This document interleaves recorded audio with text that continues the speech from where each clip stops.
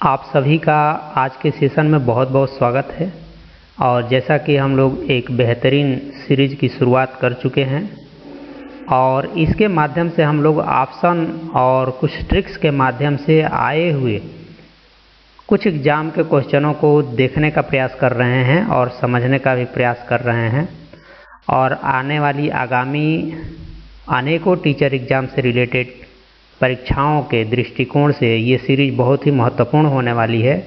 अतः आप इस सीरीज से जुड़ें और मैक्सिमम लाभ उठाने का प्रयास करें। तो आइए आज के क्वेश्चन पे हम लोग चलते हैं और देखते हैं कि आज का कौन सा क्वेश्चन है और उस क्वेश्चन को किस तरह से हमें सॉल्व करने की ज़रूरत है। तो शुरुआत आज के पहले क्वेश्चन से हम लोग करेंगे और आज का ये क्वेश्चन है आपके सामने रिप्रेजेंट हो रहा है और आप बेहतरीन तरीके से इस क्वेश्चन को समझने का प्रयास करें, पहले खुद से सॉल्व करें, फिर हम लोग आगे बढ़ेंगे। अब जैसा कि इस क्वेश्चन में आपको दिया हुआ है ये एक इक्वेशन x² - 2x + 4 = 0 और कहा है कि इसके जो मूल हैं वो अल्फ़ा तथा बीटा है। चलो कोई बात नहीं है। और यहाँ पे हमसे पूछा क्या है कि अल्फ़ा की पावर n प्लस बीटा की पावर n का मान ज्ञात करना है। यहाँ पे हम इस क्वेश्चन को सॉल्व करने की कोशिश नहीं करेंगे। मेरा बस इस सीरीज का यही मकसद है कि किस तरह से हम इन क्वेश्चनों को with the help of option बड़े ही आसानी से कुछ लॉजिकल बातों का ध्यान रखते हुए कुछ ही सेकंडों में कर सकते हैं। और यहाँ पे हम क्वेश्चन में दिए गए लूप होल्स का फ़ायदा उठाएंगे। आल्दो जब हम इसको सॉल्व करने जाएंगे तो हमें ज़्यादा समय तो लगेगा ही। आइए देखते हैं कि किस तरह से हमें क्वेश्चन में दिए हुए लूप होल्स का इस्तेमाल करना है। देखिए यहाँ पे दिया हुआ है अल्फ़ा की पावर n और बीटा की पावर n, लेकिन इस क्वेश्चन में इस n के बारे में तो कुछ कहा ही नहीं है।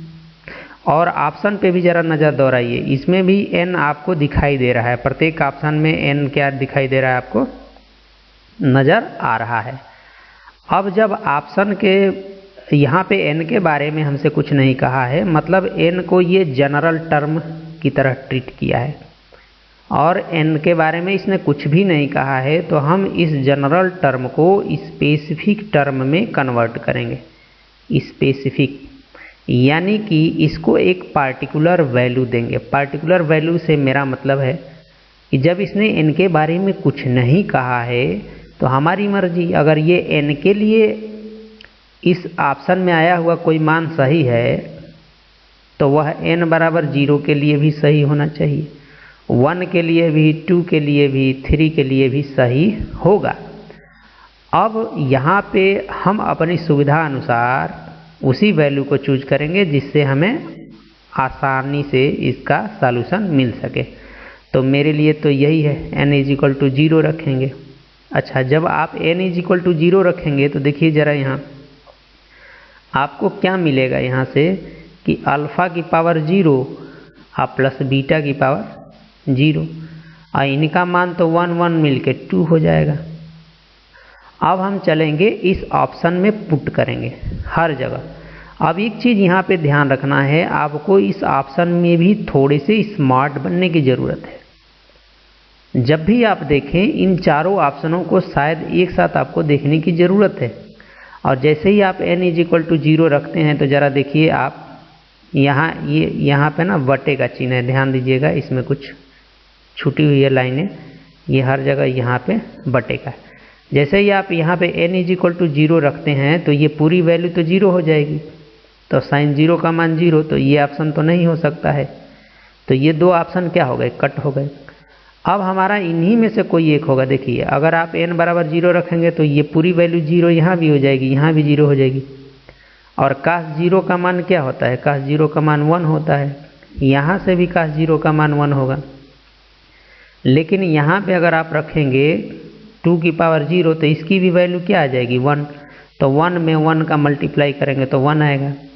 इसका मतलब कि यह ऑप्शन भी गलत, इसलिए ये सही होगा। इसका सही होना इसकी मजबूरी है।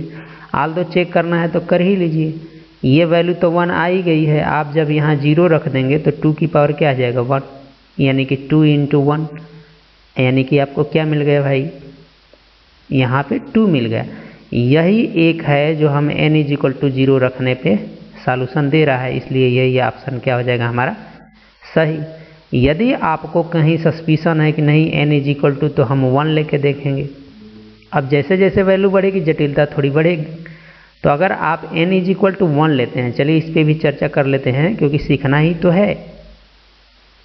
अल्फ़ा की पावर 1 हो जाएगा और प्लस बीटा की पावर क्या हो जाएगा 1, यानी कि यहाँ से आपको अल्फ़ा प्लस बीटा मिलेगा।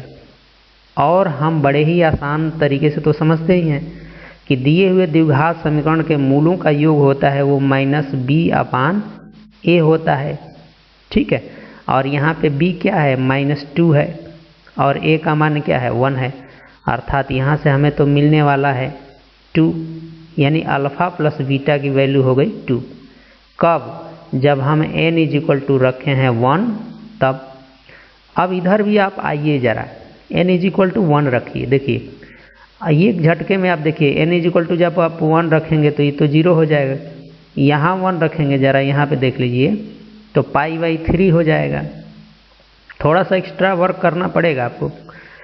तो मैं आपके लिए छोड़ता हूँ, इन सब का आप चेकअप करिए तो सब निगलेक्ट होने वाले हैं, ठीक। मैं इसी को चेक करके दिखा दे रहा हूँ कि देखिए n = जब आप 1 रखेंगे तो ये 1 + 1 पहले वाले में a में रख रहा हूँ, और यहाँ पे क्या हो जाएगा कि cos π/3 यानी cos 60 अंश हो जाएगा। cos 60 अंश का मान क्या होता है 1/2।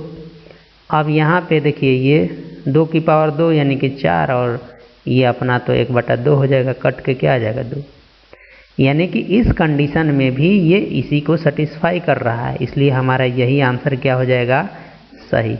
तो मैं आपको बस यहाँ पे यही बताना चाहता हूँ कि हमको ना एग्ज़ाम में ऑप्शन को बेहतरीन वे में यूटिलाइज करना है, और जिस दिन हम इस स्किल में धीरे धीरे माहिर हो जाएंगे तो निश्चित ही हमारे पेपर में बहुत सारे ऐसे क्वेश्चन मिलेंगे जो ऑप्शन की मदद से बहुत ही ईजिली सेलेक्ट होने वाले हैं।